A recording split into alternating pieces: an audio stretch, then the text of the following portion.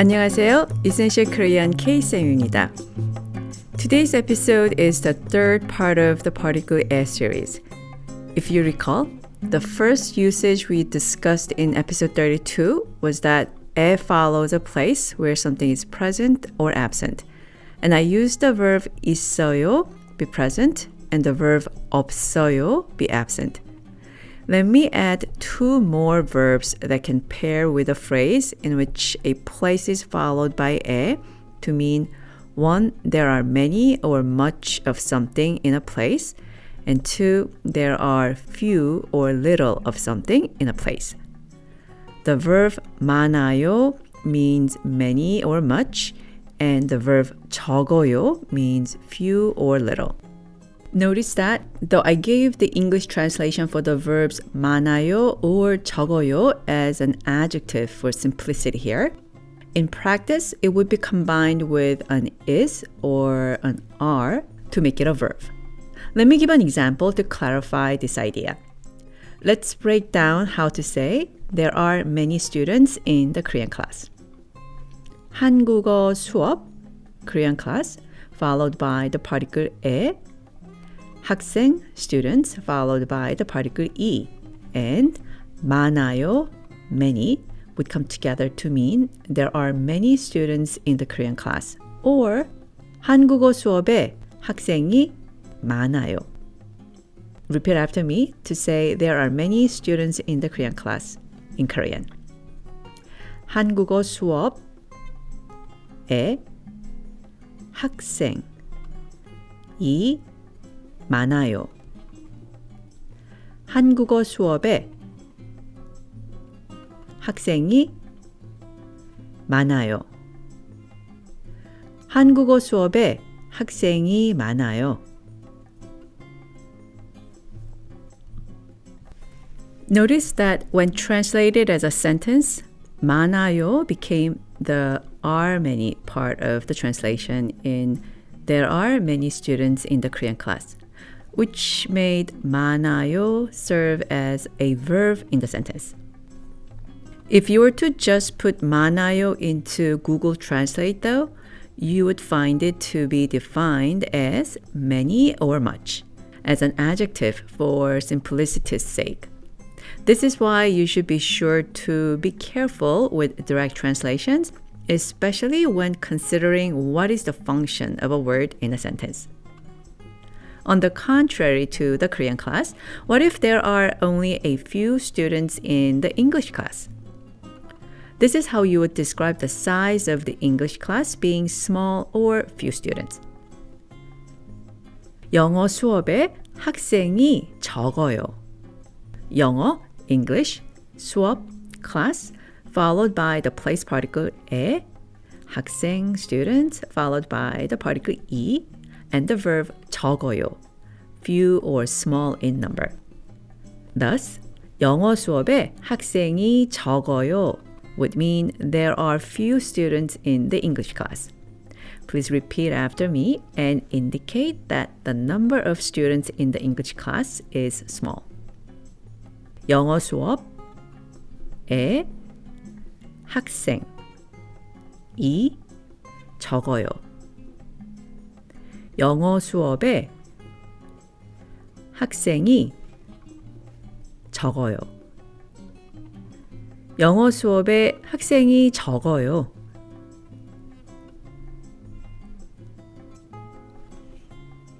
Very good. Okay, moving on to the second usage. We learned that 에 can follow a place or destination to which someone comes or goes. 한국에 와요? Are you coming to Korea? 네, 한국에 가요. Yes, I'll be going to Korea. I really hope someday you can visit Korea and have plenty of opportunities to use all expressions and sentences you learn in our podcast and have an unforgettable experience here. Okay, with that exciting plan and thought, let's move on to the third usage. The third usage we'll discuss in today's episode is 에 as a temporal particle. 에 can follow a time expression to indicate when an action or activity takes place. Let's look at some examples of a daily routine, such as waking up, having breakfast, leaving home for work or school, getting off from work, coming home, and going to bed. I'll ask you what time you wake up. Notice where the 에 particle is placed. 몇 시에 일어나요? 몇 시, what time, followed by 에, 일어나요, get up. Please repeat after me to say, what time do you get up? 몇 시에 일어나요? 몇 시에 일어나요? 몇 시에 일어나요? If you get up at 6, you would say, do you want to try? Why not? I'll give you a few moments to answer. 6시에 일어나요 would have been the correct answer. 6, the native Korean number for 6, followed by the classifier for naming an hour, 시, followed by 에. And then we have the verb 일어나요, get up. Repeat after me to say, I get up at 6 o'clock. 6시에 일어나요.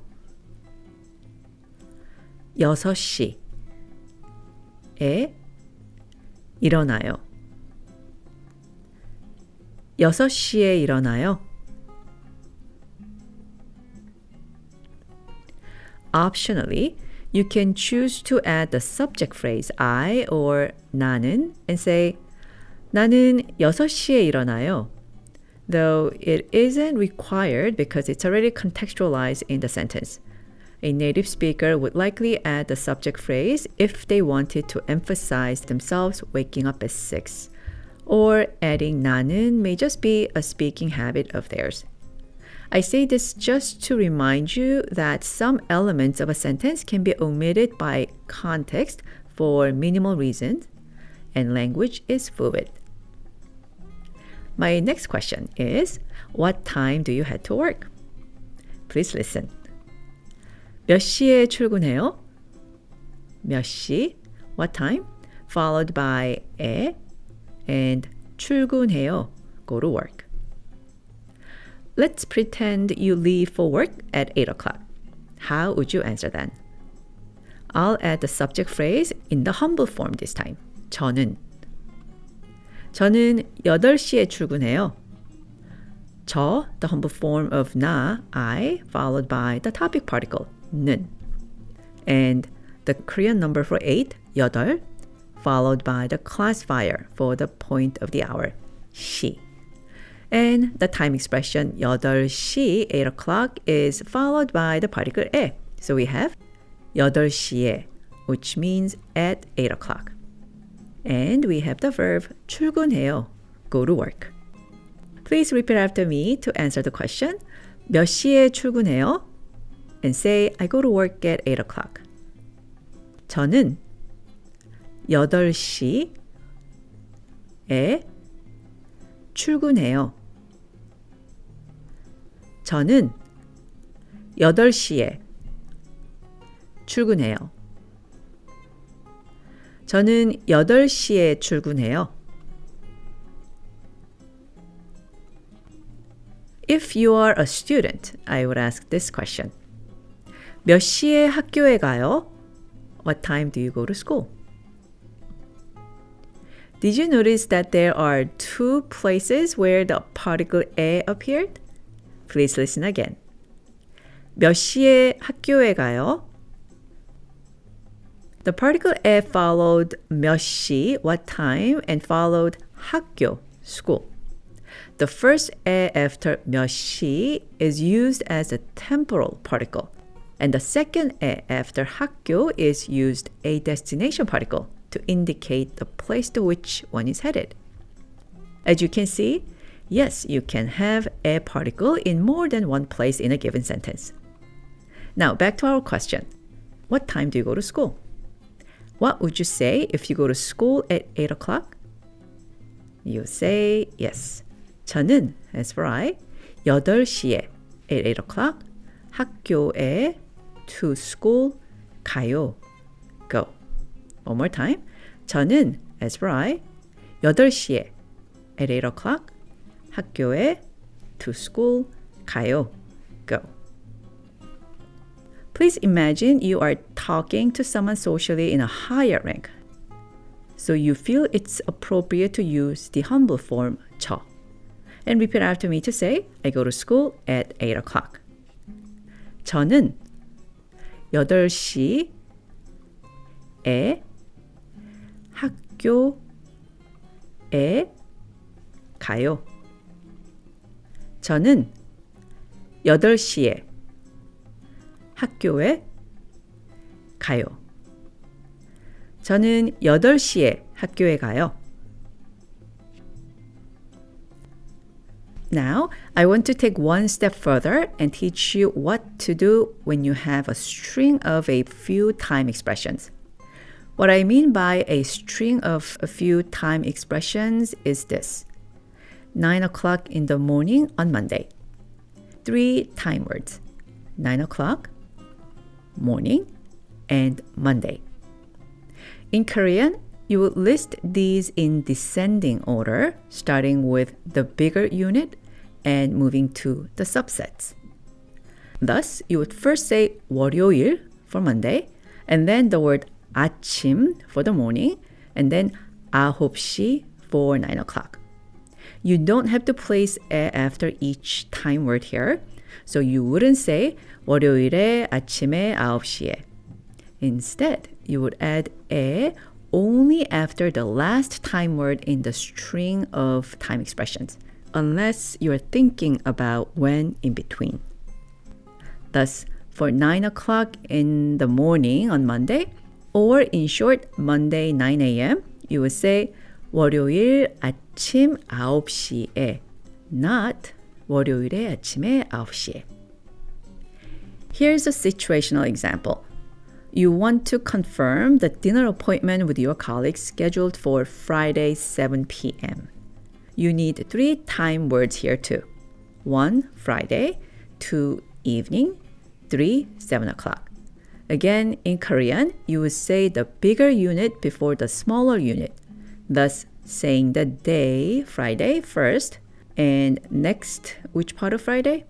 In this case, evening, and then state which part of the evening, 7 o'clock, last. You would thus say 금요일, Friday, 저녁, evening, 7시, 7 o'clock, followed by 에, and then 만나요, meet. To say see you at 7 p.m. on Friday in Korean, you would say 금요일 저녁 7시에 만나요. And you'll be all set to enjoy the dinner with your colleague. Here's another example. Let's say your team has a monthly meeting every second Tuesday at 3 o'clock. If I asked you when you have the team meeting, what would you say? If you don't know the time words, at least think about what order you would place the time words. Again, the meeting time is 3 p.m. on the second Tuesday every month. I'll give you a few seconds. Here are the components of the sentence. I have the team meeting at 3 p.m. on the second Tuesday every month in Korean. 매월, every month. 두 번째, second. 화요일, Tuesday. 오후, afternoon. And lastly, the word for 3 o'clock, 3시, which is the last time word in the string of the 5 time expressions, followed by the particle 에, and the verb phrase 팀 미팅 해요. We do the team meeting. Again, your response to the question, 팀 미팅은 언제 해요? When do you do the team meeting? Would be 매월 두 번째 화요일 오후 3시에 팀 미팅 해요. Do you want to try saying this sentence yourself? Let's go for it. 매월, every month. 두 번째, second. 화요일, Tuesday. 오후, afternoon. 3시에 at 3 o'clock. 팀 미팅, team meeting 해요. Do.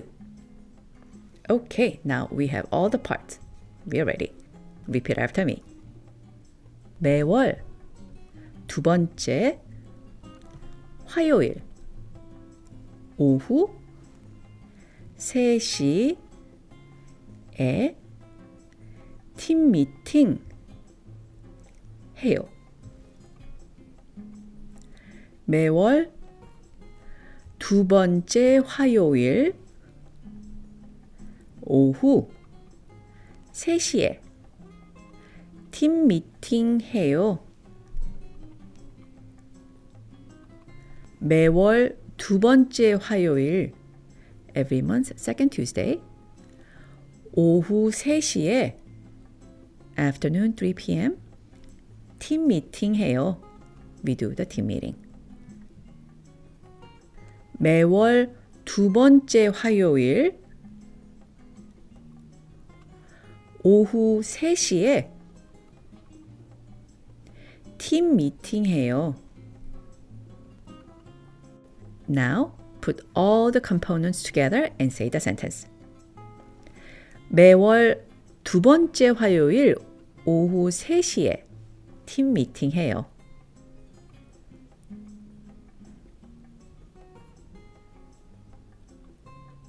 Excellent. Some of you may find it a little difficult to follow this sentence, so that's why we have the script on our website. So go to essentialkorean.com if you want to look at the sentence and try it. But if you decide to do that, do not just read off the text from the script. You should think of the meaning of the sentence and say what you mean.